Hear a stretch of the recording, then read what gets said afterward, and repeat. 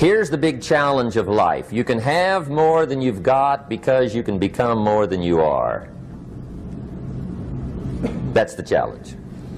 And of course the other side of the coin reads, unless you change how you are, you'll always have what you got. I have found in my experience that income does not far exceed personal development. Now sometimes income takes a lucky jump, but sure enough, unless you grow out where it is, it'll usually come back where you are. Life has strange ways. If somebody hands you $1 million, best you become a millionaire quickly, so you get to keep the money. Otherwise, sure enough, it'll disappear. Somebody once said, if you took all the money in the world, divided it up equally among everybody, it would soon all be back in the same pockets. Incredible. Success is something you attract, not something you pursue. Success is looking for a good place to stay. So instead of going after it, you work on yourself. Personal development. See, the major question to ask on the job is not what are you getting. The major question to ask on the job is what are you becoming? See, the big question is not what am I getting paid here. The big question is what am I becoming here? Because true happiness is not contained in what you get. Happiness is contained in what you become. So that's our major subject for tonight, personal development. Of all the assignments Mr. Shoaff gave me at age 25, this was probably the most difficult. In fact, I'm still working on this one. I think it's an unending challenge to see what you can become. Life is known as the big if. Harry Truman once said, life is iffy. How true. And here's the big if we're going to consider it tonight. It's possible to do much better at the marketplace if you go to work primarily on yourself. And that's the theme of our seminar tonight. Learning to work primarily on yourself. People have asked me for the last 24 years, how do you develop an above average income? And the answer is, become an above average person. Develop an above average handshake. Some people want to be successful, they don't even work on their handshake. As easy as that would be to start on. They let it slide, they don't understand. Develop an above average smile. Develop an above average excitement. Develop an above average interest in other people. Develop an above average intensity to win. See, that'll change everything. Probably one of the most frustrating experiences in life is looking for an above average job with above average pay without becoming an above average person. It's called frustration.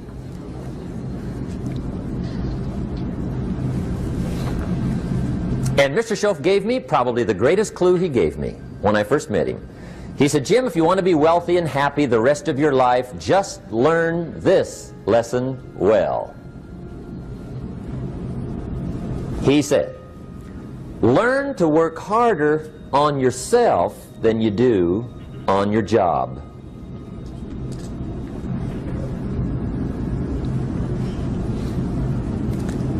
Then Mr. Shoaff gave me probably one of the most important clues among so many things he taught me, but this was in those early days. Mr. Shoaff was very kind, but he was also very abrupt. And he had these interesting questions to ask. I'm giving him a little rundown one day on how things hadn't worked out for me. He said, Mr. Rohn, I've got the answer for you if you will listen carefully. And listen carefully I did that day and for the next 5 years. If somebody's wealthy and happy, you gotta listen. He said, Jim, I've only known you a short time. But he said, it's already my honest opinion that for things to change for you, you got to change. That wasn't quite the answer I was looking for. But that's the answer he gave me, and I pass it along to you on this warm summer evening in Anaheim, California, 1981. For things to change for you, you've got to change. Otherwise, it isn't going to change.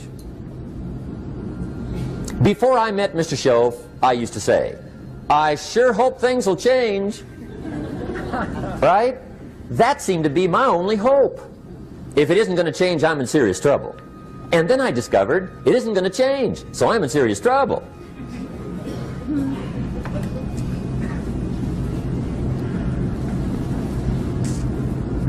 See, I can tell you what the 80s are going to be like. You have dropped into the right place. I did a seminar one time for Standard Oil executives and management in Honolulu. And we're having a conference one day on this big conference table. And one of them said to me, "Mr. Rohn, you know some fairly important people halfway around the world. What do you think the 80s are going to be like?" I said, "Gentlemen, I do know the right people. I can tell you." So they all listened very carefully. And I said, "Gentlemen, based on my wide experience, I can really honestly say to you, in my opinion, in the 80s, it's going to be about like it's always been." Aren't you glad you came? That's inside. I don't pass that around just everywhere. Now, of course, I said that to make a point, but I also said it because it's accurate. It's going to be about like it's always been. It isn't going to change. The tide comes in, and then what? It goes out. For 6,500 years that we know of, recorded history, and probably long before that. So it is not going to change. It gets light, and then what? It turns dark. 6,500 years. See, it's not likely to change. And we're not to be startled by that. If the sun goes down, the guy says, "What's happened? What's happened?" It means he hasn't been here long, I guess, right? It always goes down about this time. The guy says, "Well, I don't like that arrangement." Well, you got to talk to somebody besides me, right? It gets light, then it turns dark.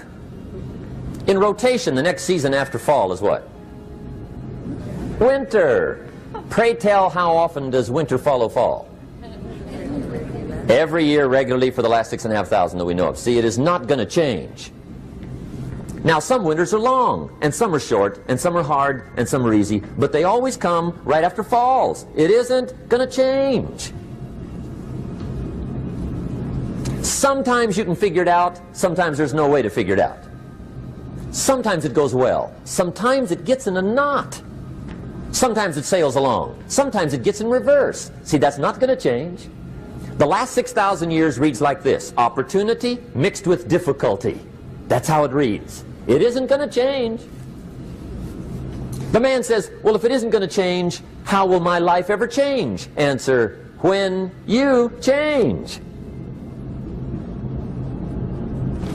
And whether I'm talking to high school kids or business executives, my message is always the same. And it goes like this: the only way it gets better for you is when you get better.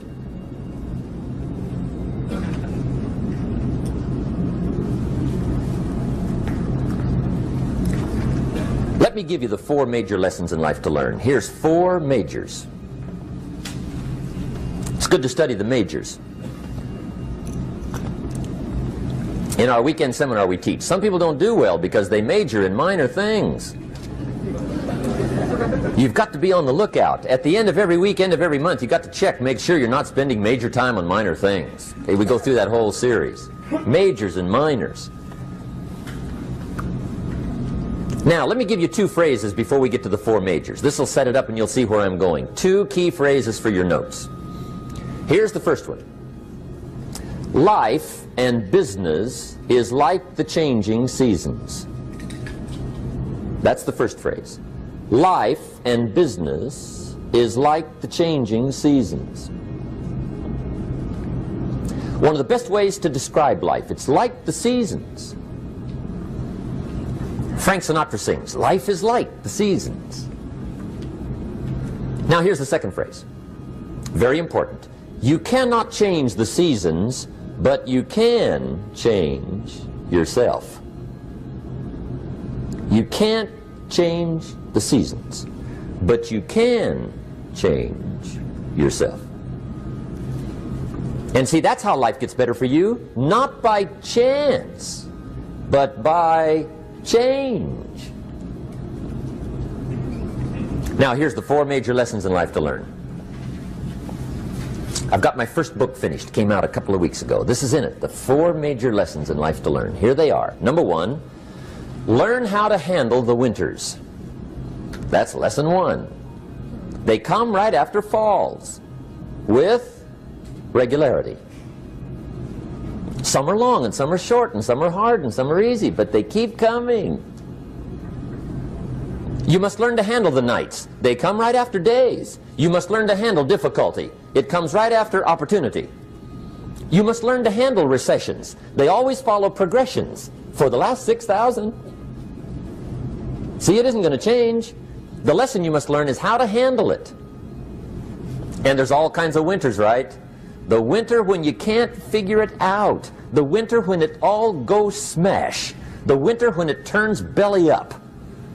The winter when it won't work, when you've run out of money and you've got a broken heart. See, those are winter times. There's all kinds. Economic winters, social winters, personal winters. When your heart is smashed in 1,000 pieces and the nights are unusually long, your prayers seem to go no higher than your head. It's wintertime. Barbra Streisand sings, "It used to be so natural to talk about forever, but used to be's don't count anymore. They just lay on the floor till we sweep them away. You don't sing me love songs, and you don't say you need me, and you don't bring me flowers anymore." A song of winter. But see, the disappointments come. Those are normal. That's part of life. But the question is, how do you handle it? How do you handle the coming winters and the disappointments and the down times? Well, you can't get rid of January by tearing it off the calendar. But here's what you can do. You can get stronger, you can get wiser, and you can get better. The winters won't change, but you can. And that's how life changes for you. See, before I understood, when it was winter, I used to wish it was summer. I didn't understand. When it was hard, I used to wish it was easy. I didn't know. And then Mr. Shoaff gave me a part of his very unique philosophy when he said, "Don't wish it was easier, wish you were better." See, that triggered my whole life change. Don't wish for less problems, wish for more skills. Don't wish for less challenge, wish for more wisdom. That's the key. So that's lesson 1, learn how to handle the winters. Here's lesson 2, learn how to take advantage of the spring. That's the second one.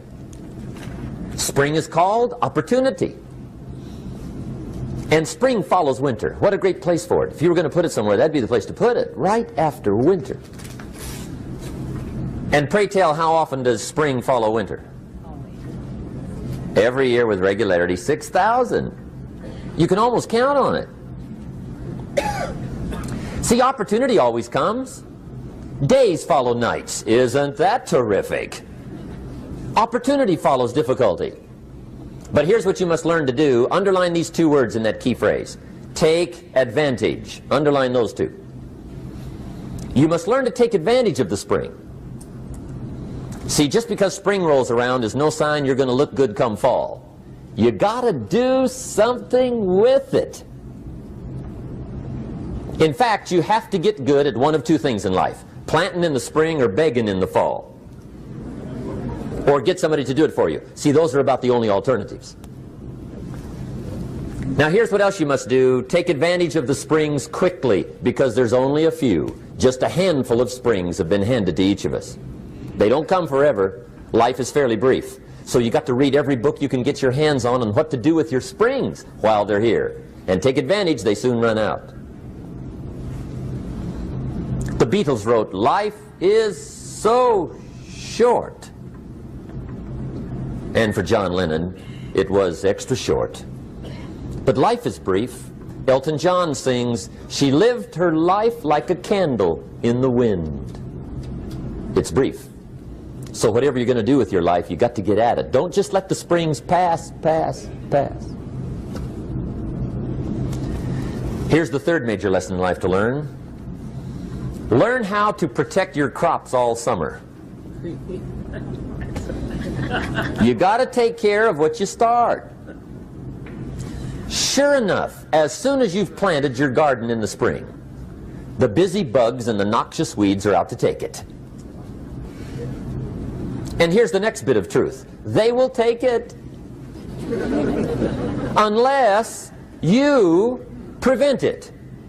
And that's the third major skill to learn. You've got to learn to prevent the intruder from taking all the good you start. It's one of the challenges. Here's two key phrases under number 3. First one, all good will be attacked. On this planet. Maybe not the next one we get to, but on this one, all good will be attacked. Every garden will be invaded. Not to think so is naive. And here's the second phrase. All values must be defended. Political values, social values, community values, family values, marriage values, friendship values, business values. Every garden must be tended all summer. Third major lesson. Now here's number 4. Fourth major lesson in life to learn. Learn how to reap in the fall without complaint. Learn to reap come harvest time without complaint. Take full responsibility for what happens to you. It's one of the highest forms of human maturity, accepting full responsibility. It's the day you know you've passed from childhood to adulthood, the day you accept full responsibility. And another note, learn to reap in the fall without apology. Without apology if you do well, and without complaint if you don't. That's maturity. I used to have that long list of reasons why I wasn't doing well. To explain. You got to explain, right? Otherwise you're going to look bad. I used to have this funny list called Reasons for Not Looking Good.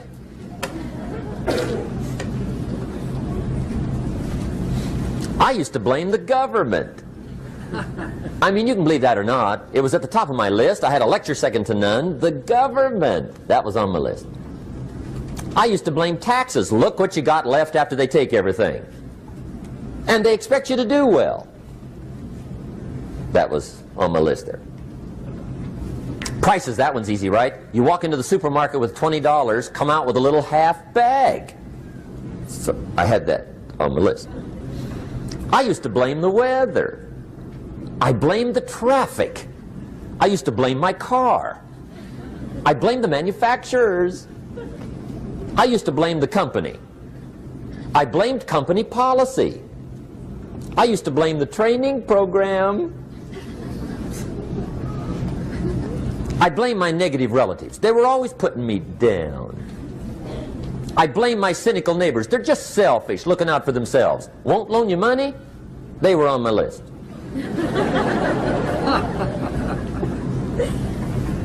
I used to blame the economy. I blamed the community. That's a pretty good list for not doing well, isn't it? I thought it was good. I'll never forget one day, Mr. Shoaff was very kind, but he was also very blunt, and this was no exception. And I'm glad he was blunt. There's a lot of things I'd have missed if he hadn't have been blunt. One day, with sort of a curious look on his face, he said, "Jim, just out of curiosity, tell me, how come you haven't done well up until now?" Excellent question. I thought, well, so I won't look too bad, I'll go through my list.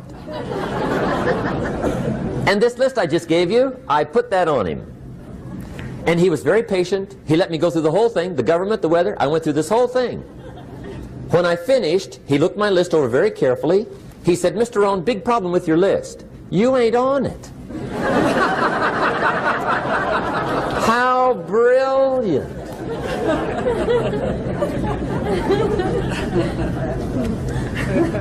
When I went to work for him a few months later, I learned very quickly to tear up my list, reasons for not doing well, and I threw it away. And I got me a fresh piece of paper. And I put one word on it. Me. There's a Black Heritage spiritual that says it's not my mother nor my father, nor my brother nor my sister, but it's me, oh Lord, standing in the need of prayer. See, I used to blame everything outside. And then let me give you a little philosophy that helped turn my life around. For your notes, here it is. It's not what happens that determines the quality or the quantity of your life. It's not what happens.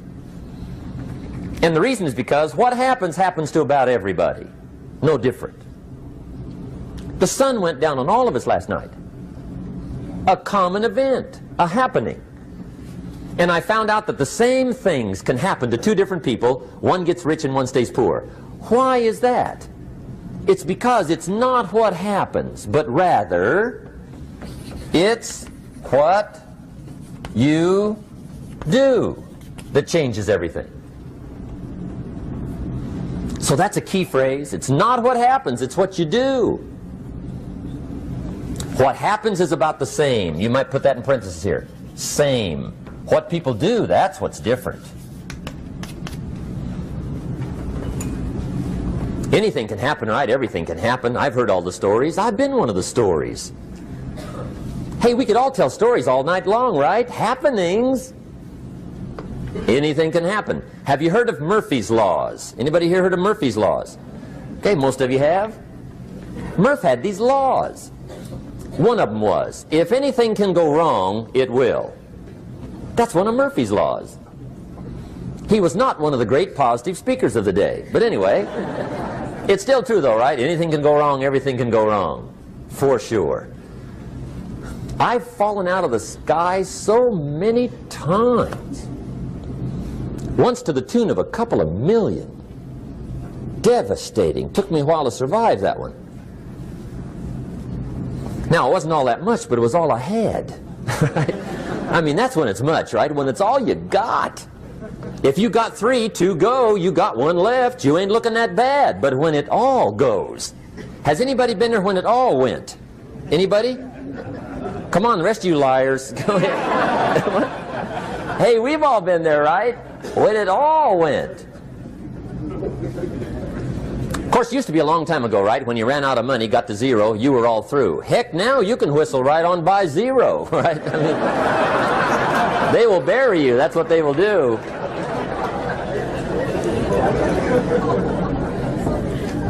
But see, those are the happenings, right? Everything can happen. Anything can happen. But it's not the happenings. It's what you do about it. Somebody says, yeah, but you don't understand the disappointments I've had. Come on. Everybody's had their share. Disappointments are not special gifts reserved for the poor. Everybody has them. The difference is what you do about them.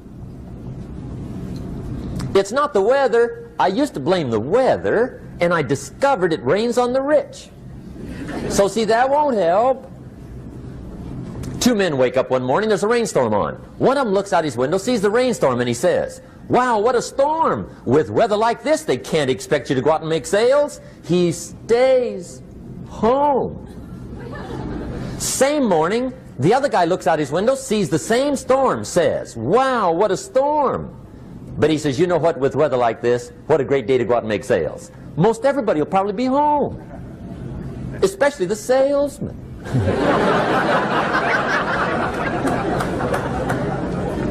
See, that's the difference in how your life works out. It's not what happens, it's what you do. So here's one of the key questions of the evening. Starting tomorrow, what are you going to do that'll make a change in your life's direction? Good question. What are you going to do starting tomorrow that'll make a difference? Now see, if you don't do something starting tomorrow that'll make a difference, guess what? It's gonna be the same.